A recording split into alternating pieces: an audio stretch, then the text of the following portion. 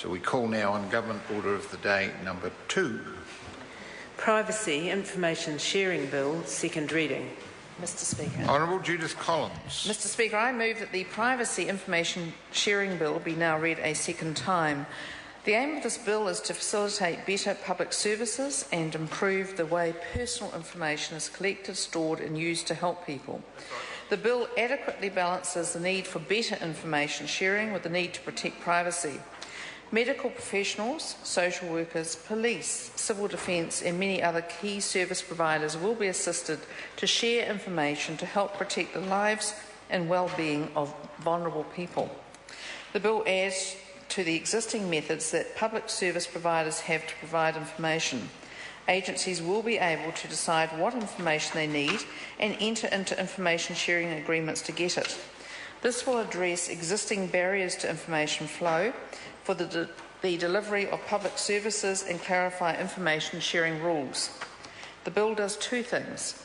First, it removes the need for a threat to public health or safety or to the life or health of an individual to be imminent. The privacy principles will be amended to allow agencies to share information at an earlier stage in cases where there is a serious threat to public health or safety or to the life or health of an individual. That difference between a serious threat and an imminent threat can be crucial, particularly when we are dealing with vulnerable people. It makes no sense for an agency to keep information about a serious threat secret simply because that threat is not imminent. Secondly, the bill sets out a process for drawing up information sharing agreements to be approved by Orders in Council. The Orders in Council will enable information to be shared in information sharing agreements outside of the information privacy principles for specified public purposes. Private sector agencies can become parties to information sharing agreements and share information in the course of delivering public services. This will ensure the existing barriers to information flow can be easily removed and unclear information rules can be swiftly clarified. The Justice and Electoral Committee has considered the bill. I thank the committee and officials and commend them for their efforts. The committee has suggested some sensible changes to the bill and the government has adopted all of these.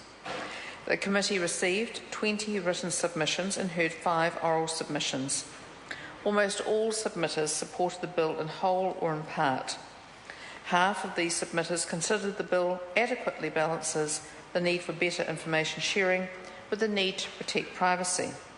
Some submitters were concerned that the bill may erode personal privacy or allow too much information sharing. The committee acted on these concerns and made changes to the bill. The first change clarifies that an agency wishing to share information when there may be a serious threat to health or safety must consider the likelihood of the threat occurring, its severity and when the threat will occur.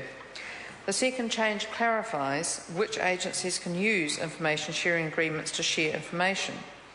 This includes clarifying the provisions that allow agencies to join an information sharing agreement after it is approved. The third change clarifies that a lead agency must make the most up-to-date version of an approved information sharing agreement publicly available. The bill has also been reordered to make it clearer and easier to navigate. The committee also made technical changes that will better achieve the bill's policy intent. I would like to acknowledge the input of the Law Commission and the Privacy Commissioner into this bill. The policy foundations that the bill rests upon have proven to be solid. The Law Commission can take much of the credit for this, as the concept of the information sharing agreement came from their briefing paper. The Privacy Commissioner has also played a valuable support role, providing expertise and ensuring that privacy is adequately protected. At the appropriate time, I intend to table a government supplementary order paper to make 3 further amendments. The SOP will build on the changes made by the Justice and Electoral Committee, which was previously chaired by my colleague Mr Tim McIndoe. The first amendment allows the New Zealand Transport Agency to be a lead agency. NZTA holds a significant amount of information and should be able to lead the development of information sharing agreements. The Second Amendment will allow the Department of Internal Affairs to use information sharing agreements to share births, deaths, marriage and relationship information. This amendment enables a recommendation of the Person A inquiry to be implemented. Teachers whose history of offending has been hidden or changes to their names will be able to be picked up. The final amendment will remove any doubt that approved information sharing agreements can be used to deliver public services, whether those services are established by government policy or by law.